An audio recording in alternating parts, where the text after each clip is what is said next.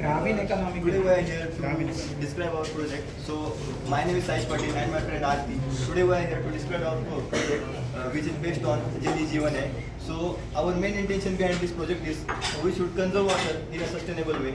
That is, we should conserve water for our upcoming generation. Because our historians says that we didn't get these resources from our ancestors. We borrow it from our upcoming generation because so water conservation is the basic need in today's life. So first of all, let's talk about what is the importance of water. Everybody know that our human body is made up of 70% of water. So we cannot live without water. And in day-to-day life, we all our activities are based on water. So water is the most important thing in our human life. So we must conserve it. Our next is in which way we can conserve water. So recently in India, states like Telangana and Rajasthan, Telangana had built some small tanks in every house, and Telangana state is providing money for it. And in Rajasthan, they have made kuis, which is small type of well, but it is not basically a well, but it's a small well which is very deep in the soil, and it conserves all the groundwater in it. And from that we can utilize groundwater without wastage of it. And our next thing is there is another foundation, Pani Foundation. Everybody have told about it. Recently in Maharashtra, Pani Foundation is in well progress. It is basically working in Vidarbha side because there is lot of scarcity in that side. And I want to say that the main man behind this Pani Foundation is Shantilal Mutta, which is a founder of BJS School, and he developed an idea to provide water in scarcity areas, and he decided to choose Amir Khan for this project because Amir Khan is well famous in whole India. And हम बोलते हैं ना, किसी काम को करने के लिए एक फेमस पर्सनैलिटी चाहिए, क्योंकि उसको देख के हजारों लोग उसके ऐसा करेंगे, इसलिए उसने कास्ट के लिए आमिर खान को चुना। और उसके साथ साथ उसने सत्यमेव जयते की टीम भी चुनी, क्योंकि सत्यमेव जयते उस टाइम बहुत फेमस हो गया था इंडिया में, क्योंकि आमिर खान उस वक्त सोशल वर्क कर रहा था सत्यमेव जयते के जरिए। इसलिए पानी फाउंडेशन के लिए उसने आमिर खान को चुना, और उसके साथ साथ उसकी वाइफ भी उससे जुड़ गई, Kiran Rao. Now I will like, जैसे बोला जाता है कि बूंद बूंद से घड़ा खाली होता है, वैसे ही बूंद बूंद से घड़ा भर भी सकता है। और यदि हम एक ड्रॉप ही बचाए तो हम पूरा महासागर भी बना सकते हैं। बूंद बूंद से भरती है सागर, देख लो, बूंद बूंद से भरती है सागर, और बूंद बूंद से भरती है गागर और गागरों से बनता है महासागर। बूंद बूंद से भरती है गागर और गागरों से बनता है महासागर। वैसे ही अगर हम एक पानी के ड्रॉप को भी बचाएंगे तो हम अपने जीवन को बचा सकते हैं। पानी हमारे पृथ्वी पर पानी प्रकृति से हमें उपहार के रूप में मिला है। वो हमें मृत्यु से मिला है। हमारा शरीर लगभग 2/3 मात्रा में पानी से बना है। हमें पानी पीने के लिए, खाना बनाने के लिए, नहाने के लिए, सिंचाई के लिए, बहुत सारे कामों में हमें पानी का उपयोग करते हैं।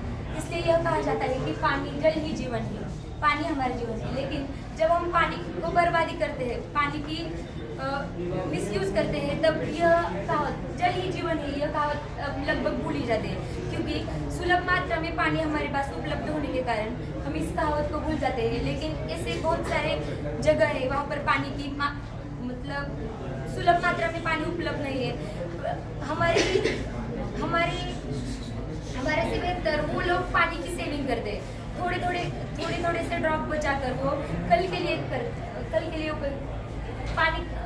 लिए उपयोग में लाते हैं। पानी के महत्व को ध्यान में रखते हुए मैंने एक कविता बनाई है आप सुनेंगे तो बिना जल होए नहीं कोई सा भी काम, बिना जल होए नहीं कोई सा भी काम, इसे साफ रखने हेतु उपाय करे तमाम। अगर मिले नहीं जल तो जीवन है बेकार, इसे बचाने के लिए रहे आप तैयार। बना हुआ है जल यह जीवन का आधार, बना हुआ है जल यह जीवन का आधार, न हो जल के लिए शिवम आपस में तकरार। सच कहे तो जल बना, सच कहे तो जल बना जीवन की पहचान, व्यर्थ बहाकर न करे उसका अब नुकसान। बचाकर रखे धन कभी जान जब आवे संताप, बचाकर रखे धन कभी जब आवे संताप, जल भी है धन सभी का, रखे बचाकर आप। यह मैंने ऐसा नहीं बोल रही कि आप बचा नहीं रहे, लेकिन जितनी मात्रा में बचाना चाहिए वह जितनी बारिश हो रही है, हमारा देश 8% जल बचा सकता है, सिर्फ हमारा देश। बाकी देशों का मैं बोल नहीं रही हूँ, सिर्फ हमारा देश 8% बचा है। जब आप वाटर कंजर्वेशन की नई नई कल्पना है, मतलब हमारे पास एक आइडिया है वाटर लिटरेसी प्रोग्राम। यदि हम नर्सरी से लेकर 12वीं या ग्रेजुएशन तक बच्चों को यदि वाटर लिटरेसी के बारे में बताया जाए तो मुझे लगता है कि वाटर सेविंग में ज़्यादा से ज़्यादा उसका सहयोग होगा। क्योंकि जब हम एक हाथ बच्चे को बताते हैं कि ये बात नहीं करनी चाहिए, जिसके जब वो छोटा होता है तभी वो ये कैप्चर कर लेता है कि ये नहीं करना चाहिए। इसलिए हम अभी क्या चल रहा है कि जब बच्चा 9वीं 10वीं में आता है तब उसे 2 में या एक हाथ कविता में बताया जाता है, लेकिन हमने यह कल्पना दी है कि यह जूनियर केजी से या नर्सरी से ही शुरू किया जाए। और यहाँ पे आप देख सकते हैं कि रहीम ने बताया है पानी का महत्व। रहीमन पानी राखिए बिन पानी सब सुन, पानी गए ना उगरे मोती मानुष। अगर पानी नहीं होगा तब पूरा सुना है, पानी के बिना संपत्ति मनुष्य और उसकी जो मोती उसका संपत्ति का कोई भी मूल्य नहीं। ये रहीम ने दूसरा भी दोहा बताया है कि धनी रहीम जल पंख को लघु जिय पियत अघाय, उदधि बढ़ाई कौन है जगत पियास हो जाए। मतलब जो तालाब होता है उसमें कीचड़ में थोड़ा सा पानी होता है, वो पानी बहुत उपयोगी होता है क्योंकि वो उसी पानी को पीकर बहुत सारे छोटे से जीव अपना जीवन बचाते हैं, मतलब वो जीते हैं, उसके ऊपर उनका जीवन का आधार है वो कीचड़ में पानी। लेकिन इतना बड़ा समुद्र सागर होते हुए भी उसका पानी का मूल्य कोई नहीं है क्योंकि वह खारा पानी है। इसलिए उन्होंने कीचड़ के पानी को महत्वपूर्ण बताया है। हमारे पास कबीर का एक दोहा है, धीरे धीरे रे बना धीरे सब कुछ होए, माली सिंचे सो घड़ा ऋतु आए फल होए। मतलब धीरज रखो काम सब कुछ हो जाएगा, धीरज रखो काम सब कुछ हो जाएगा। अगर माली ने एक हाथ पेड़ को 100 घड़े एक ही दिन पानी दिया तो ऐसा हो नहीं सकता कि फल आज के ही दिन आएंगे, लेकिन जब ऋतु होता है तभी फल आएंगे। वैसे हम आज थोड़े थोड़े सेव करेंगे तब वो हमारे नेक्स्ट जनरेशन के लिए वो उपयोगी हो सकता है। तो मैं साइंस से अनुरोध करूँगी कि वो वाटर कंजर्वेशन कैसे किया जा सकता है Now हमारे। let's talk about the implementation of water conservation in our day-to-day life. The main idea behind water conservation is human self-consciousness, because अगर मानसिकता लोगों की नहीं होगी तो हम कुछ नहीं कर सकते। आज हमने मेस में देखा कि बच्चों ने एक के जो छिलके होते हैं वो खिड़की में डाल दिए थे। ऐसा इसलिए हुआ क्योंकि बच्चों में जागरूकता नहीं है और हमें वही काम करना है, क्योंकि हमें सेल्फ अवेयरनेस करना चाहिए बच्चों में, क्योंकि अगर सेल्फ अवेयरनेस नहीं होगा तो बच्चों की मानसिकता नहीं सुधर सकती। और कल स्टेज पर यही बात बोलना, यही बात कल स्टेज पर आप बोलिएगा, ठीक है ना? बाकी कंटिन्यू। अगर मानसिकता नहीं बदली तो कुछ भी नहीं बदल सकता। तो सभी से अनुरोध है कि ऐसा फिर से ना करें और वाटर कंजर्वेशन के लिए खुद से ट्राई करना चाहिए। और मुझे ये बताने में बहुत मतलब क्या खुशी हो रही है कि हमारे हाउस के जो 12th के छात्र हैं वो हमें हमेशा गाइड करते हैं कि हमें सिर्फ एक ही बकेट पानी यूज करना चाहिए बाथिंग के लिए।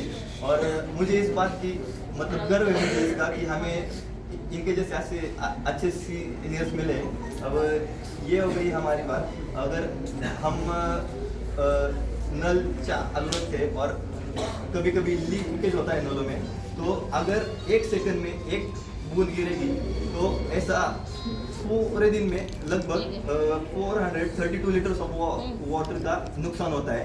अगर ऐसा ही चलता रहा तो साल भर में पूरे इंडिया में कितना होगा, वो बहुत बहुत बड़ी अमाउंट होगी। इसलिए मैं सभी को ये बताना चाहता हूँ कि अगर कहीं भी ऐसा नल लीकेज वगैरह हो तो जल्दी से अपने हाउस मास्टर्स को बता दो, और अगर कहीं भी नल चालू हो तो खुद ने आगे आना चाहिए कि मैं वो नल बंद करूँगा।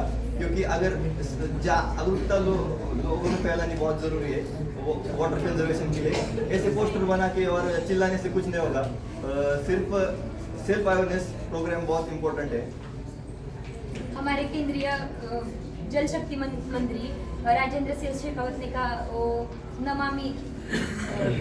नमामि गंगे इस प्रोग्राम को संबोधित करते हुए कहा कि मोदी जी को कहा था कि आपने जो स्वच्छ भारत अभियान चलाया है वो तो सर्वोत्कृष्ट है। उन्होंने उसे प्रोत्साहन दिया और यह भी कहा कि नमामि गंगे मतलब गंगा को क्लीन करने और उसका आसपास का एरिया को अच्छी सेटलमेंट किया था वो प्रोग्राम। तो वो प्रोग्राम उन्होंने बोला कि आपने जो किया है वो तो अच्छा ही है, लेकिन जल शक्ति वो जो मिशन चल रहा है वो हम उसे आगे बढ़ा देंगे, ऐसा कहा था। और नरेंद्र मोदी ने 2.0 मिशन 2.0 कुछ तो है, उसमें कहा था कि जल संरक्षण जितना महत्वपूर्ण है उससे भी उसके साथ साथ जो जल का प्रदूषण हो रहा है उसके प्रति लोगों में जागरूकता लाने भी उतने ही महत्वपूर्ण है। अगर जल प्रदूषण ही नहीं होगा इसका मतलब यही है कि जल हम सेविंग कर रहे हैं, बचा रहे हैं। और इस चित्र में आप देख सकते हैं कि एक मनुष्य की उल्टी खोपड़ी है। आपने देखा नहीं होगा क्योंकि वो बनाया ही ऐसे ही उल्टी खोपड़ी है। जैसे जैसे ये लोग उसे तोड़ रहे हैं वैसे वैसे खोपड़ी टूटती जा रही है। जैसे कि जब आप पानी को नष्ट करोगी वैसे ही मनुष्य के जीवन को भी नष्ट करोगे, ऐसा ही इसका अर्थ है। और ये डैम है इंदिरा सागर डैम, ये मध्य प्रदेश में है नर्मदा नदी पे। उसकी ऊंचाई लगभग 92 मीटर है ऊंचाई और लंबाई 635 मीटर समथिंग कुछ तो है। और ये इसलिए बनाया गया है कि इरिगेशन पानी मतलब सिंचाई, पानी से ही सिंचाई होती है। लगभग जो भी मतलब 75% किसान जो पानी पर खेती पर डिपेंड है वो खेती के लिए पानी का इस्तेमाल करते हैं। इस डैम का उपयोग करके उन्होंने उस एरिया लगभग पुनासा एरिया है एमपी में, उस लगभग 1 लाख से ज़्यादा से हेक्टर के एरिया में वह इरिगेशन के लिए उपयोग में लाया गया है। और राजस्थान का उन्होंने तो बता दिया। और तमिलनाडु में महिलाओं ने नदी को नागी नदी को साफ करने के लिए महिलाओं ने पूरा कर लिया। इस तरह जब हम युवा कल के नेता है, इसलिए युवा शक्ति जब आगे आएगी तभी जल बचाया जा सकता है। और जल हमारा जीवन है, अगर जीवन ही नहीं होगा तो हम कहाँ। It's all about our school implementation. Now I would like to talk about implementation of water conservation at national level. We have seen that means it is there is 85% subsidy on water in India, but in Israel there is 0% subsidy on water. अगर पानी पे इतनी ज़्यादा subsidy दी जाए तो लोग तो उसका गैर वापर करेंगे ना।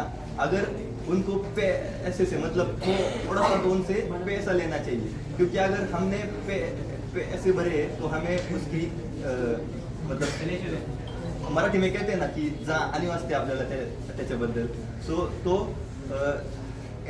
इजराइल जैसा ही हमारे इंडिया में भी करना चाहिए, 0% सब्सिडी देने चाहिए। इसलिए फार्मर्स वेस्टेज ऑफ वाटर नहीं करेंगे और सही से पानी का यूज करेंगे।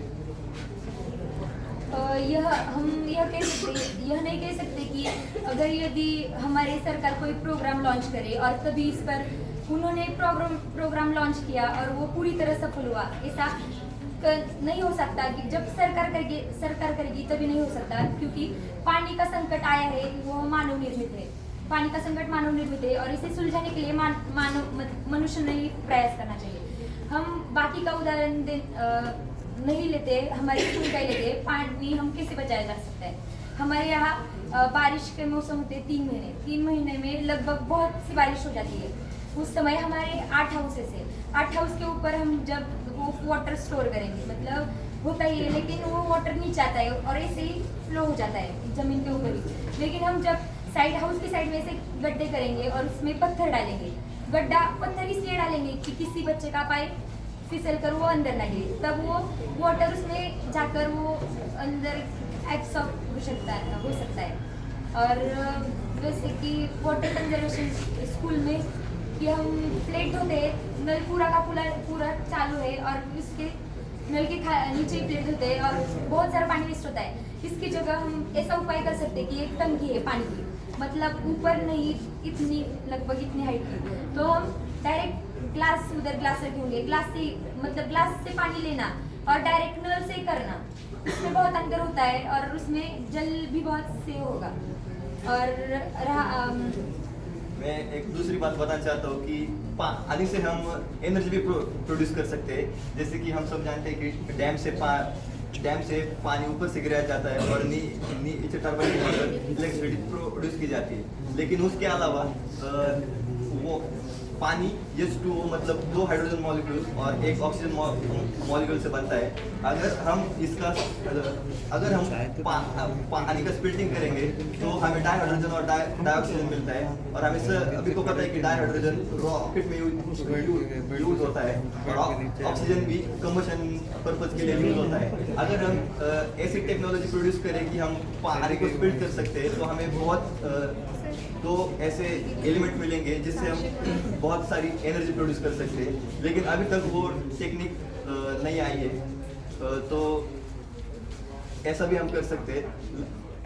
Eight last we would like to say that जल की रक्षा पानी की रक्षा देश की सुरक्षा। Thank you. और जाते जाते हम यही बोलेंगे, याड लागलंय हे गाणं म्हणण्यापेक्षा झाड लावलंय हे गाणं म्हणलं तर आपली निसर्ग सुद्धा झिंगझिंग झिकाट होईल।